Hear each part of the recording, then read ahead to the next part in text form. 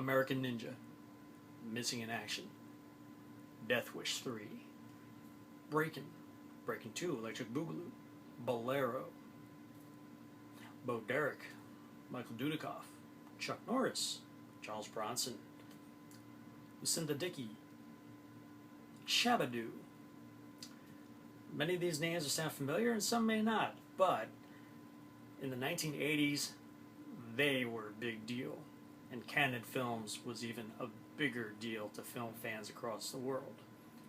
Canon Films was a studio run by Menachem Golan and Yoram Globus, and they churned out those movies and countless others that touched generations of film fans, for good or bad, and introduced some of those stars and others to audiences around the world who never really knew much about them.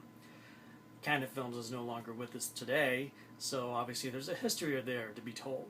And as it so happens, director Mark Hartley has taken the opportunity to make a documentary, Electric Boogaloo, the wild, untold story of Canon Films. This is a very, very, very fun, entertaining, enlightening, and informative ride. It's basically introduces you to Menachem Golan and Yoram Globus from the very beginning, and you're shown their process and how they make movies and how they get them made, the behind the scenes, the wheelings and dealings, and how they make their crazy decisions on what they're going to do next and who they're going to put in the movie and why. It was just an insane time, I guess, back in the 1980s. It's like, well, let's see what happens and try. Basically, just stick your hand in the garbage can, roll it up, and throw it at the wall, see what sticks, and then you got a movie right there. That's almost the degree of how they did it. And it's amazing, but it's just amazing at the fact that they've made so many films that really are very dear to the hearts of an entire generation of action fans. It was Canon Films that introduced me to like Michael Dudikoff and my love for Chuck Norris movies and Charles Bronson movies.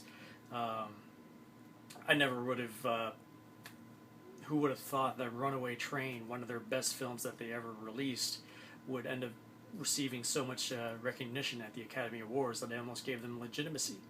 But again, they still had that stigma of being a studio that just releases nothing more than a schlock. But as you discover in the documentary, that as it progresses, it really shows, you get an idea of what their methodology is. It's fascinating how they were talking about their visits to Cannes, and basically they weren't there to shop their current films. They were there to shop the films and get financing for films that haven't been made yet, or haven't even been written yet, or are nothing more than a mere title with poster artwork that was just created the other day. Basically, it's just about getting that money in, taking that money, applying it to a current project to get that done, and then moving on to the next thing. It was just, it's an insane formula, and it's a pretty, thinking of it now, it's amazing to think that they were able to do it that way for so long. But as I mentioned, Canon Films is no longer with us, as it was a victim of its own success and excess. In the late 1980s, they were involved in 3 very significant major productions with movies you would think would have significant budgets, being Stallone's Over the Top, Masters of the Universe, and Superman 4, The Quest for Peace. As it turns out, those were 3 films that contributed to the eventual death of Canon Films as a studio.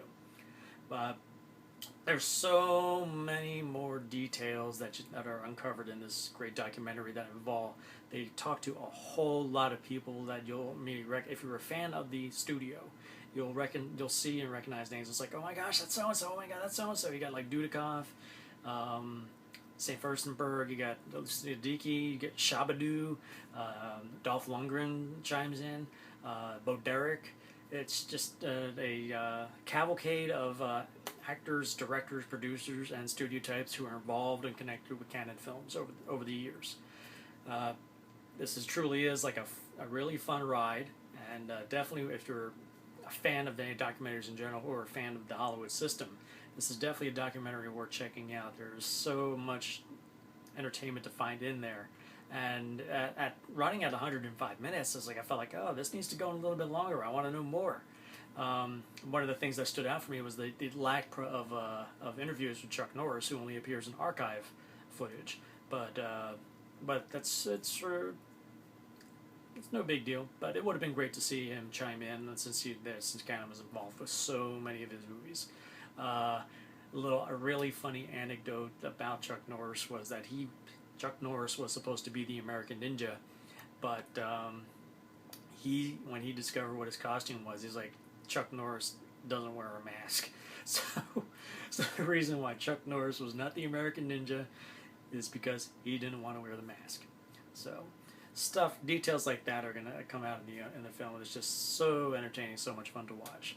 I would give Electric Boogaloo, the wild, untold stories of Cannon films, not to be confused with Breaking 2 Electric Boogaloo, but Electric Boogaloo documentary, I would give an 8 out of 10. It's fun, it's entertaining, it's informative, it's raw, it's just really entertaining and a lot of fun to watch. And you're obviously, after you see it, the nostalgia is going to kick in, and you're just going to want to go home and just throw in as many Cannon films as you could possibly get your hands on. So Electric Boogaloo is going to be hitting limited release in mid-September, and should be arriving on home video later this year. So if you have the opportunity to catch it in the theaters, definitely do, or once it comes out on home video, definitely pick that one up and check it out. So if you like my review, hit the like button below. I included the trailer for Electric Boogaloo in the description box. So, if you haven't already, and if you have, muchas gracias, please hit the subscribe button so you can stay on top of my reviews as they come in. And please comment below if you have already, or if you what you're looking forward to most about seeing Electric Boogaloo. So until next time, no matter where you go, there you are.